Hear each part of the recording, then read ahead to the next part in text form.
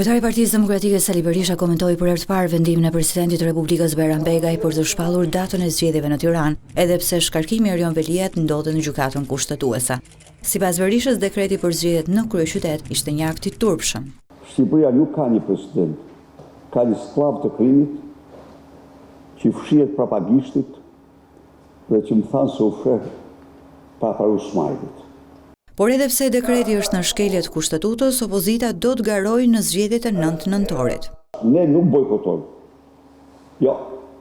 Edhe unë jam i bindur se akti më i thjesht është bojkoti. Akti më i vështirë është vazhdimi i betejës, në atë hapësirë që ke. Ne këtë do bëjmë. E Dirama do festonte nëse ne do bojkotonim. Por ne do japim atë kaqësi atij. Ne do ta luftojmë atë çdo orë, çdo ditë, kudo.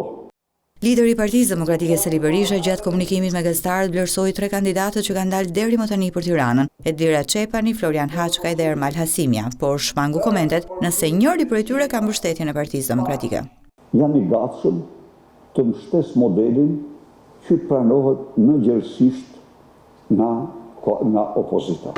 Përtej zgjedhjeve të pjesshme, Berisha shfrytëzoi komunikim me gazetarë për të akuzuar kryeministrin Edi Rama se sillet si kloun në samitet ndërkombëtare, duke përqeshur presidentin e Shteteve të Bashkuara të Amerikës Donald Trump.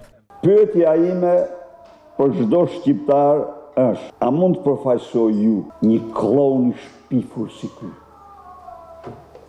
I turpshëm, ordiner.